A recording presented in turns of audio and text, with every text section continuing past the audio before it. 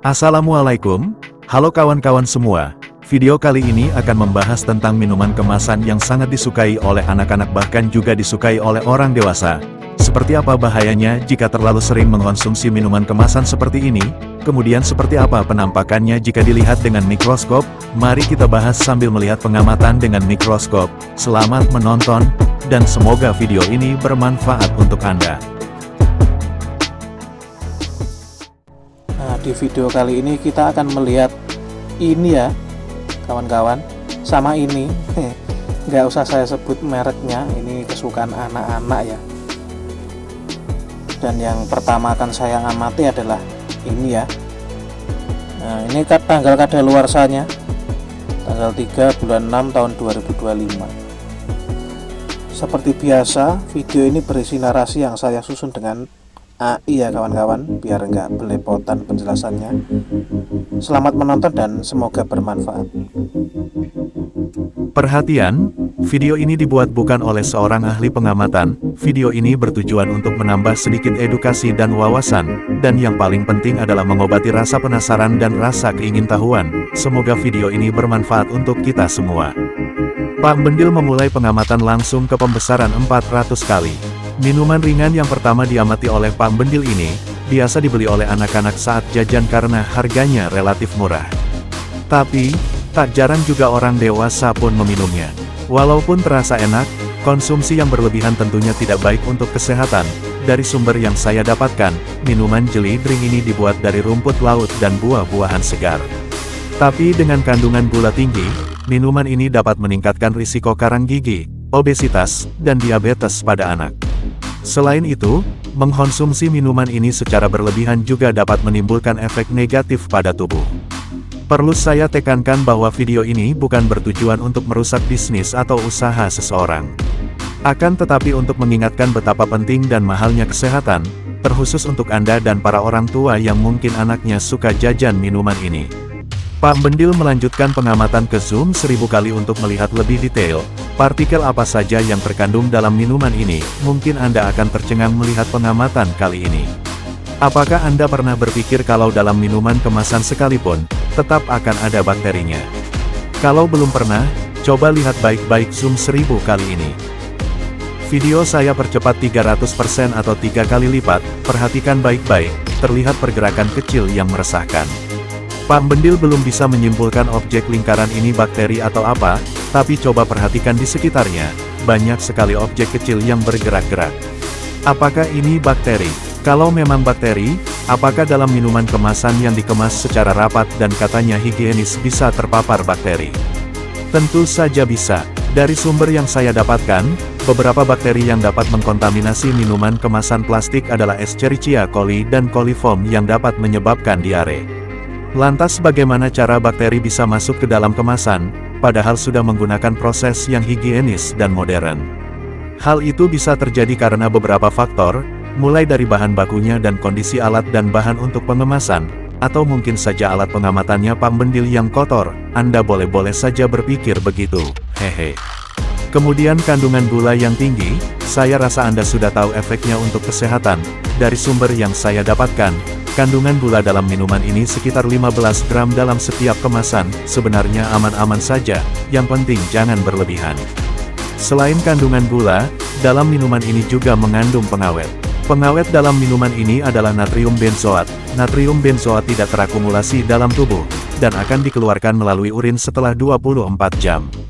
Walaupun dalam takaran yang aman, namun jika dalam satu waktu berlebihan dalam mengkonsumsi bisa berakibat fatal tentunya, seperti diare dan sakit perut. Di samping itu, bisa menimbulkan gangguan metabolisme, peradangan, stres oksidatif, obesitas, alergi, penyakit kulit, hepatitis dan turunnya kadar kalsium pada tubuh.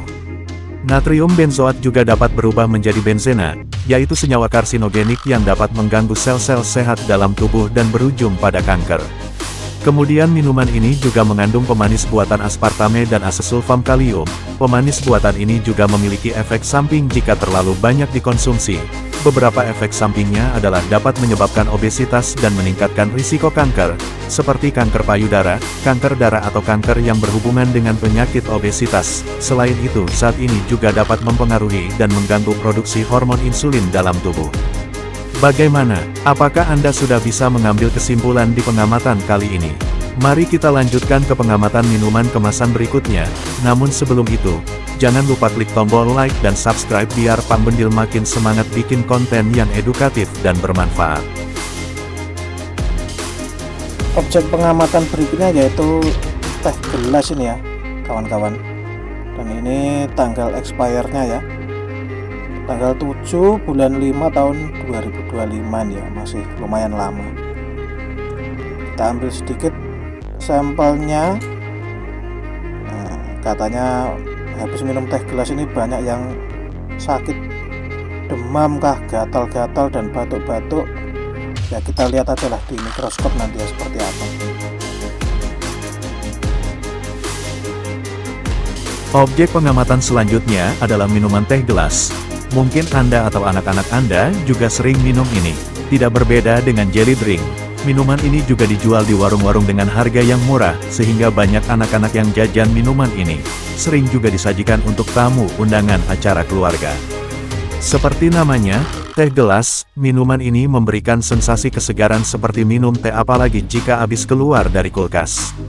Namun ada berita yang tersebar, entah hoaks atau fakta, banyak yang sakit dan terasa gatal di tenggorokan, batuk-batuk bahkan demam setelah mengkonsumsi minuman ini. Saya tidak berani menyatakan itu fakta, karena setiap orang punya daya tahan tubuh dan kondisi kesehatan yang berbeda-beda, namun alangkah baiknya kita melihat apa saja partikel yang terkandung di dalam minuman ini. Untuk itu mari kita lanjutkan pengamatan ke pembesaran 1000 kali untuk melihat lebih jelas.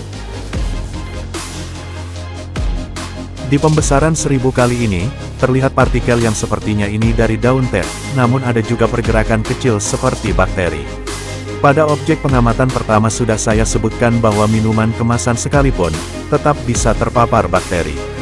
Pendapat dari Pambendil, bakteri dalam minuman kemasan, khususnya yang mengandung sari buah ataupun teh seperti yang terlihat saat ini, bisa saja mengandung bakteri.